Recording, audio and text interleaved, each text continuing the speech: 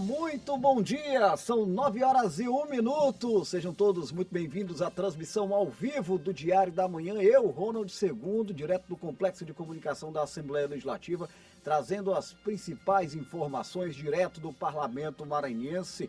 Quarta-feira, 8 de julho de 2026. Quarta-feira é sempre um dia de sessão plenária no Parlamento Maranhense a partir das 9h30. Regimentalmente, os deputados e as deputadas já poderão dar início à segunda sessão plenária da semana. Ontem teve movimentação no plenário do deputado Najib Aikel e daqui a pouquinho a gente vai trazer um resumo com os principais destaques. Logo mais, ao vivo, a transmissão de hoje e também, claro, a contextualização com os principais assuntos que marcaram o Parlamento Maranhense. Joelson Braga, já, dentro de instantes comigo aqui. Eu vou receber daqui a pouquinho, gente, no nosso quadro de entrevista, o advogado criminalista Rondinelli Rocha. A gente vai falar sobre ludopatia. Você sabe o que é ludopatia?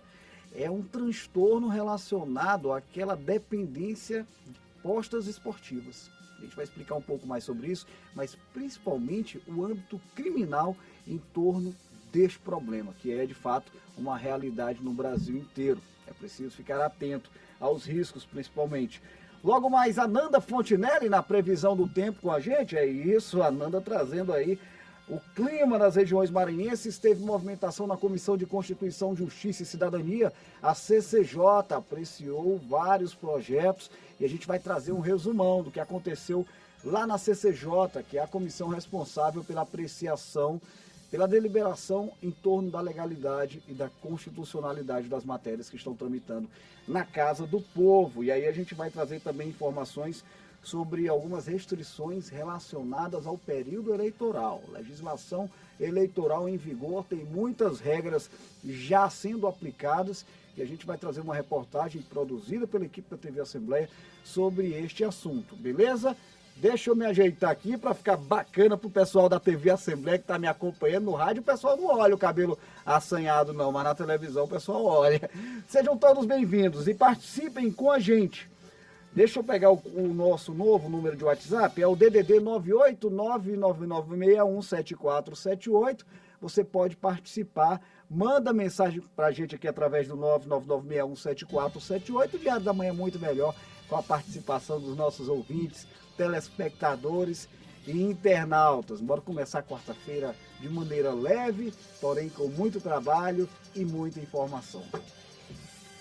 Ao vivo eu já chamo ele, o repórter Joelson Braga. Joelson acompanhou a movimentação de ontem, vai ficar ligadinho também na movimentação de hoje. Tem sessão plenária daqui a pouco. Ele traz as expectativas para a gente ao vivo, direto do plenário, o deputado Najib Aikel. Joelson, bom dia com você. Olá, Ronald. Bom dia a você, bom dia a todos que nos assistem e nos ouvem, por meio da 96.9.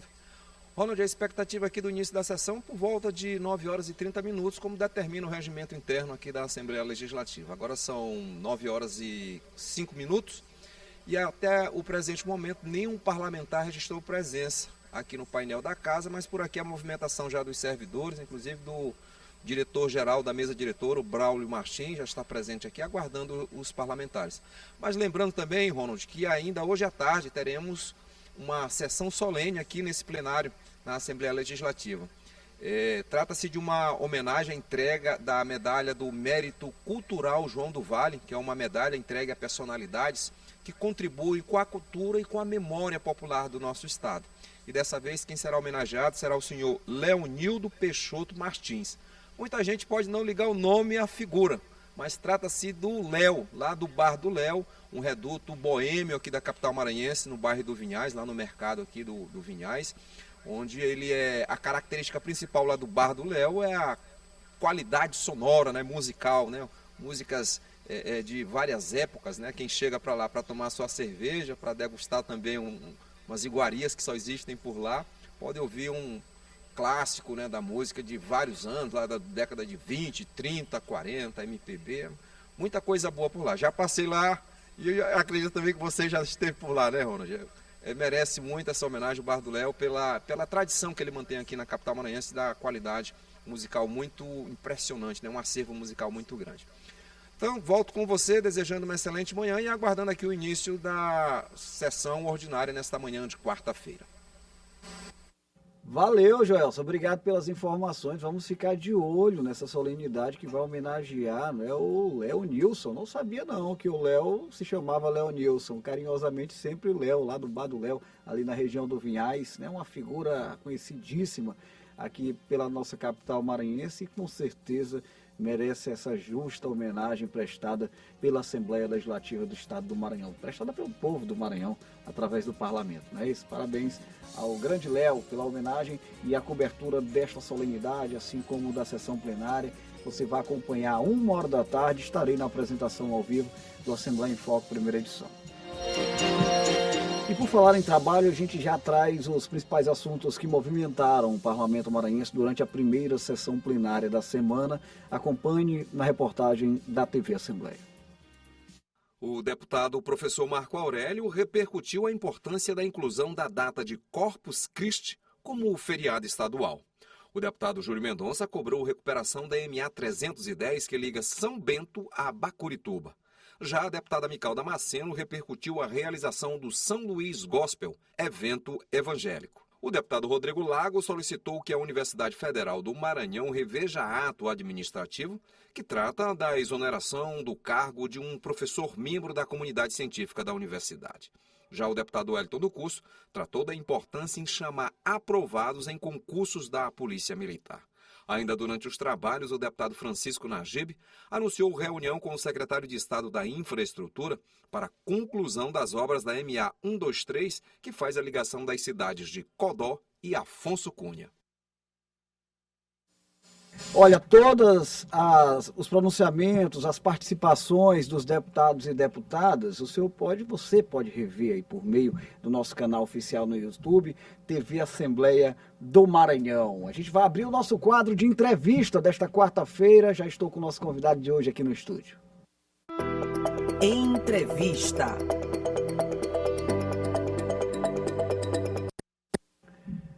Às 9h08, tenho a satisfação de receber o nosso convidado de hoje, o advogado criminalista Rondinelli Rocha, para a gente falar sobre vários assuntos aqui em torno da ludopatia, que é aquela dependência, né? Para muita gente que não sabe, é a dependência relacionada à prática de jogos de azar. A gente sabe que esse é um mercado que tem dominado o ambiente digital.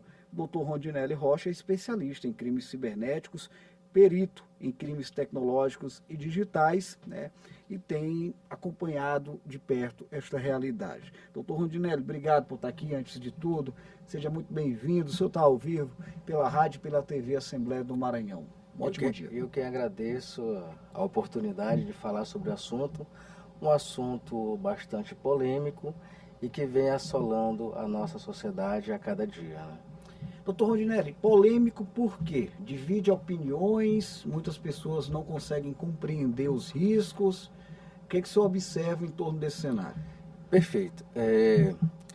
Neste tempo de tecnologia, se criaram alguns jogos digitais, os cassinos digitais, eles fizeram com que você tivesse um cassino no seu bolso.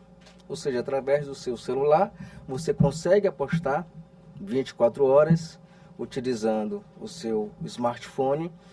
E, em alguns pontos, as pessoas que jogam, que tendem a observar que são vícios ou não, elas têm um parâmetro de eu paro a qualquer momento, eu paro quando eu quero e quando eu posso. E em alguns casos, ele já sai destes termos para a ludopatia, que é aquele vício em jogos, aquele vício em que você não consegue mais parar. Inclusive, tem a sede na Organização Mundial de Saúde, que é reconhecido como um vício. A Organização Mundial da Saúde já entende a ludopatia como um vício, um transtorno. Não é isso? Seria isso? Não tão um transtorno, mas a equiparação daquele vício em álcool e, em alguns casos, anteriormente, antes de 2010, aquele vício em cigarros. Então, a dependência não química, mas a dependência de dopamina, ela é muito latente. Ela deixa com que a pessoa na ânsia de só mais dessa vez eu vou ganhar, dessa vez eu vou recuperar o que eu perdi. E a situação a casa sempre ganha, as empresas de apostas sempre ganham. Se você entrou para jogar e você acha que você vai ganhar, você já perdeu. O algoritmo ele reconhece esses pontos de fragilidade dos jogadores. Nós temos aí em média hoje mais de 30% dos jogadores são usuários ou depende de Bolsa Família. Então nós temos uma margem aí das pessoas que dependem de Bolsa Família tendem a jogar mais nessas bets, nesses jogos online. E esse problema já foi inclusive identificado pelo governo federal, que está aplicando medidas, né? Perfeito, sim. Como é que o senhor tem acompanhado toda essa movimentação do governo federal no sentido de evitar que esse recurso, que de fato é um recurso público, pago pelo bolso do cidadão brasileiro, sim, vá parar nessas empresas de apostas? Tá, vamos lá. O Ministério da Fazenda, através da SPA, Secretaria de Apostas, Prêmios e Apostas, ela faz com que essas bets tenham uma autorização. Essa autorização, feita pelo Ministério da Fazenda, regulamenta todas as bets. Mas o problema não é só as bets regulamentadas, são aquelas mais de 2.000, 3.000 bets que estão sem regulamentação, são chamadas as bets ilegais. Por quê?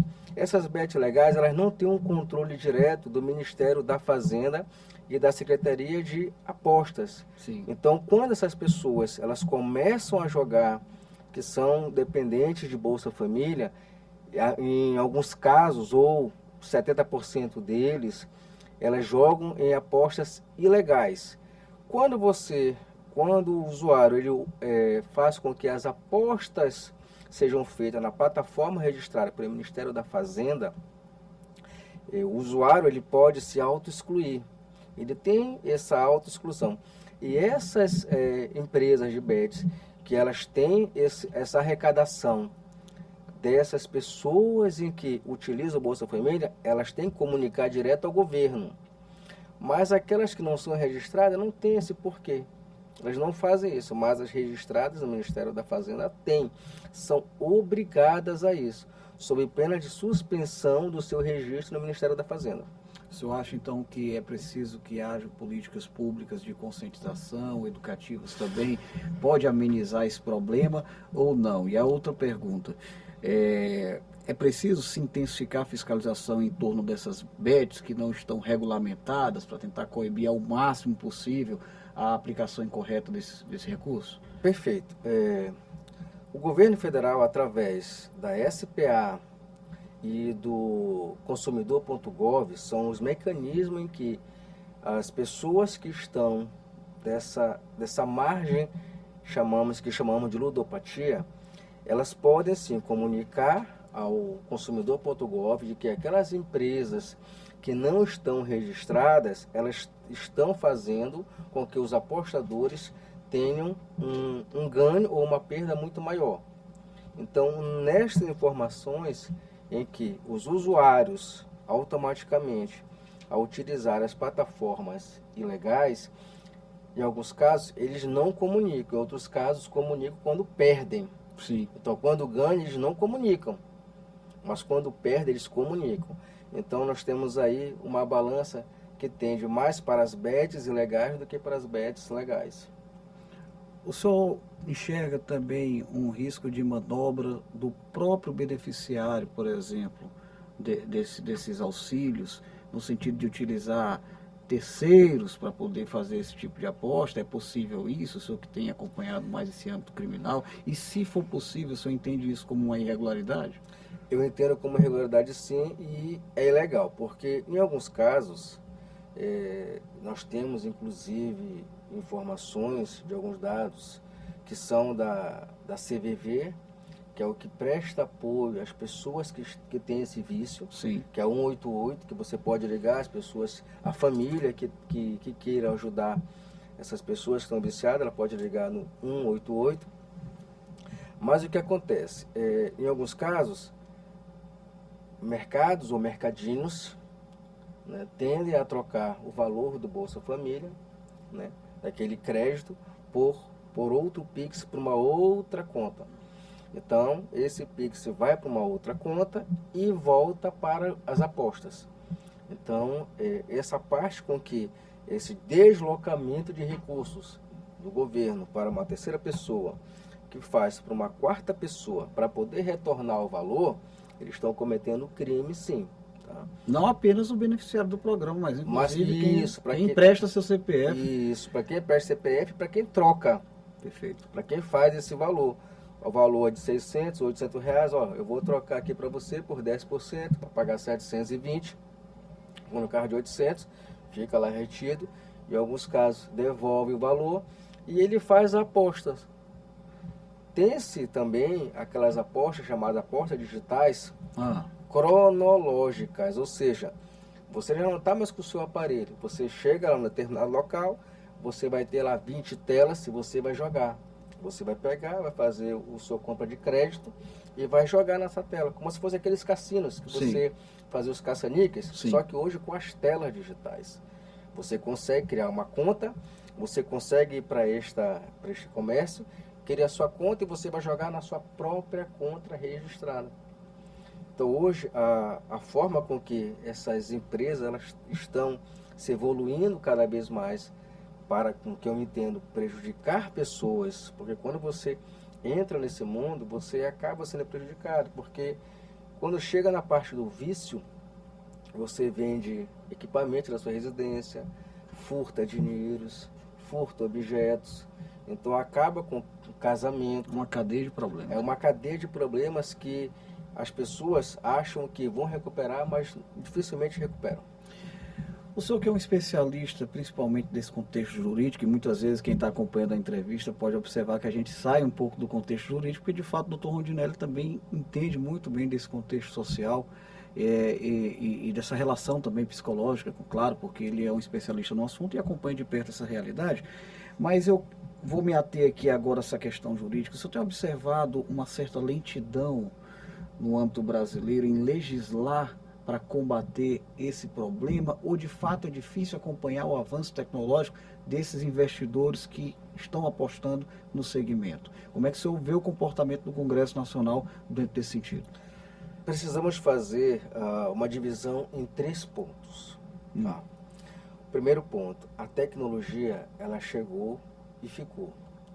Então, as pessoas hoje que têm, primeiro ponto, baixa renda, elas têm sim um aparelho muito mais tecnológico em suas mãos e ela tende a fazer com que aquela tecnologia seja voltada para o uso de se beneficiar e o uso de se prejudicar. Quando eu falo prejudicar, seria a questão de alguns jogos. Em determinados pontos, até aquela pessoa que joga, ela passa a ter um registro daquelas empresas, porque as empresas hoje, elas criam um CNPJ, passam de 7 dias a no máximo 30 dias, fecham aquele CNPJ e abrem com outro CNPJ com novas informações de jogo. Então, se você for analisar, o primeiro ponto é que plataforma nova, algumas pessoas que divulgam esse tipo de jogo passam 5, 10, 15 dias, 30 dias, plataforma nova, jogue aqui, pegue o meu código. Então, por quê? Porque as empresas fecham 30 dias e substituem para outra. Então, nesse primeiro ponto, não se consegue de imediato a Polícia Federal conseguir a rastreabilidade deste ponto. Porque elas fecham. Eles começam a investigar e chegam e fecham. Até pelo volume também, né? O volume de aposta hoje, em média, está entre 35 mil a 280 mil apostas diárias. É muita coisa, uma população de 200 milhões. Dependendo do nível de hardware e de software de cada empresa. Nós temos empresas aí que não são sediadas no Brasil, que a maioria delas não são, que utilizam aí as maiores, entre 2 milhões a 22 milhões de usuários jogando online simultaneamente. Então depende muito de cada empresa e depende do aporte de cada empresa que faz para o uso da tecnologia e quem que ela vai manter na sua plataforma.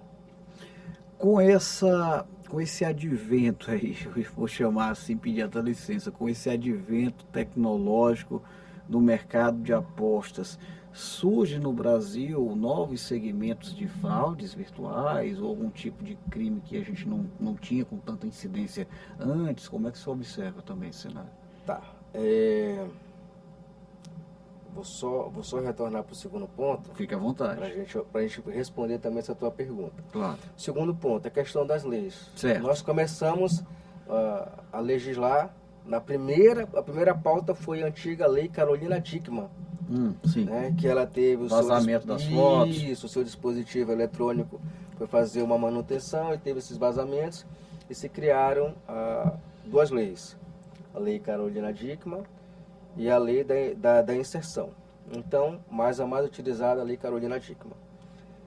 A primeira lei. A segunda lei nós tivemos já em 2017, que é a invasão de dispositivo eletrônico, que se modificaram, o artigo 154A, e nós viemos para o outro artigo 154B e até o F.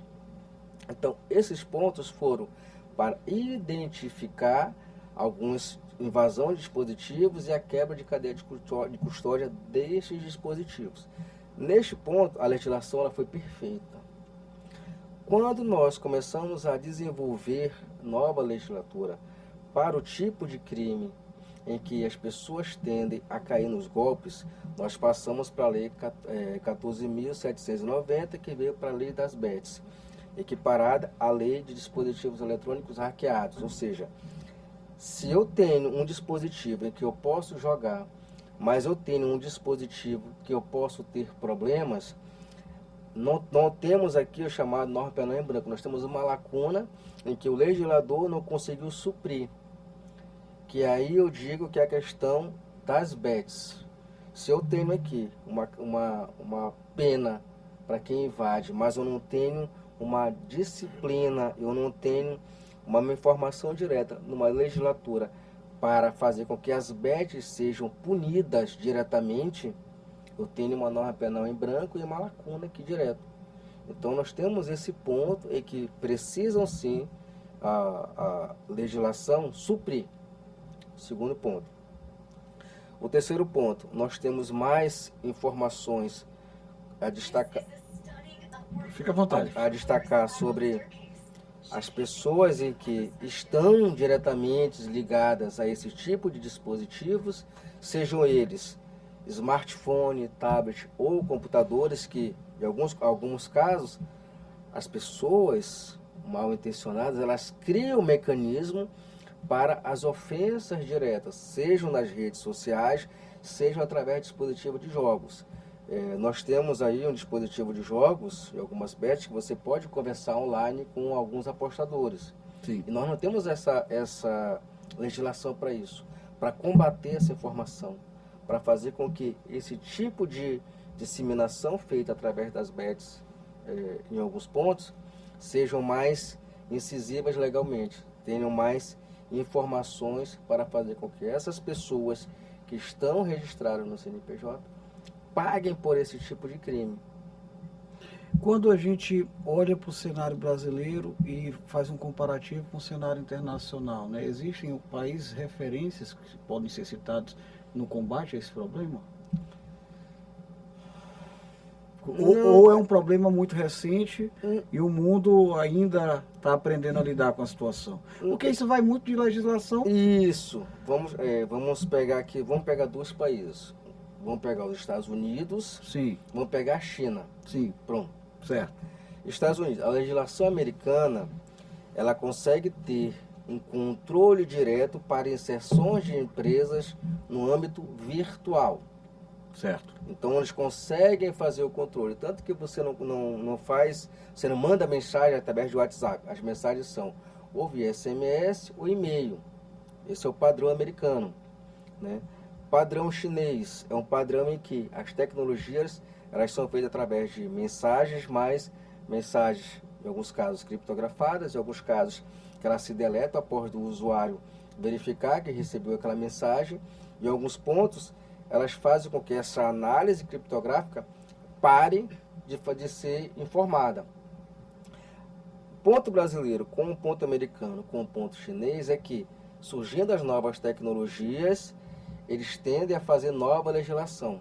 Eles não têm aquela previsão de o que vamos ter daqui a 5 anos, o que nós vamos ter daqui a 10 anos, em média, daqui a 3 anos.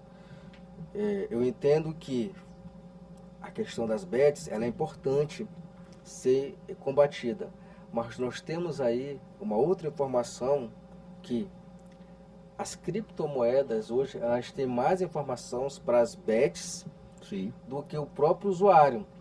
Então é uma outra legislação que nós temos que fazer com que ela seja mais presente. Eu estou usando aqui uma criptomoeda, uma moeda digital, para fazer com que essa posição da bet ela venha a estar mais destacada. Qual a legislação que eu vou usar? Quem é que eu vou incriminar diretamente? Quais são as pessoas que irão surgir como malfeitoras daquele crime? Então são pontos em que a nossa legislação ela deveria enxergar um pouco mais além. Não só ser imediatista. Aconteceu um problema, vamos criar uma lei. Aconteceu um problema, vamos criar uma lei. E é um problema social que eu acho que deve ser refletido também na consciência do próprio voto, né? Porque você, por exemplo, agora a gente vai eleger os deputados federais, né? Os senadores. É importante que a população também esteja atenta às propostas desses candidatos também para esse problema. Porque esse problema não está dentro da nossa casa, aí a gente se engana, né? Mas está impactando diretamente na vida de toda a sociedade, de toda a população, né, doutor? Isso. O estudo da CVV, ela diz que entre 10 lares brasileiros, 9 lares tem um jogador. A cada 10, a cada 9. 10, 9. A cada 10, 9 tem uma pessoa jogando na residência. Então, ou seja, é muito grande. É muito. E se um morador desses 9 lares entrar na casa do 10º, ele ainda convence o. É complicado. Tem que ficar atento. Nós temos aí. Porque é uma coisa que vai contaminando mesmo, de fato. É porque eu digo mais um outro ponto em que deveria ser combatido: aquelas pessoas que divulgam esse tipo de jogos. Os famosos influencers. É preciso que haja, o senhor entende que é preciso que haja ainda um cerco maior em torno desse tipo de prática de publicidade? Da questão da publicidade. Da publicidade, porque em alguns casos, ou seja, 30% não são influencers.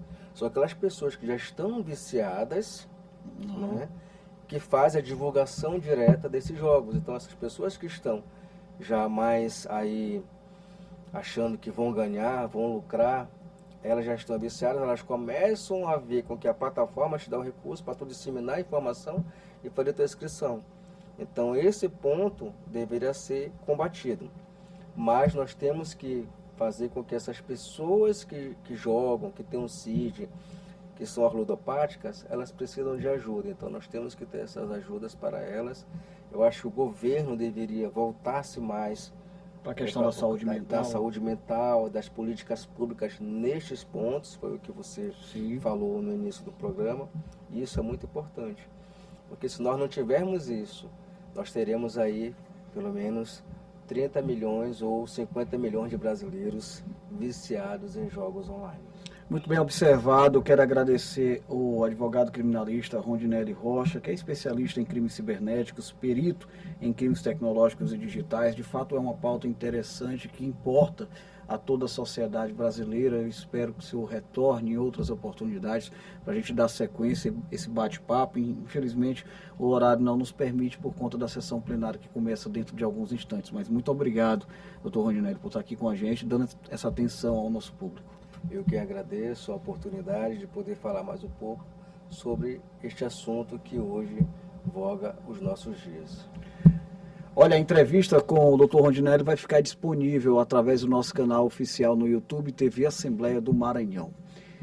Diante do horário, eu encerro aqui a transmissão simultânea com a TV Assembleia, canal 9.2. A qualquer momento, sessão plenária desta quarta-feira. A sessão é transmitida na íntegra pela TV Assembleia. Aos nossos queridos telespectadores, muito obrigado pelo carinho de sempre. A gente se reencontra na programação, especialmente a 1h da tarde, no AF1. Estarei apresentando já, inclusive, com um resumo do que provavelmente deve acontecer dentro de alguns instantes no Palácio Manuel Beckmann. Até a próxima.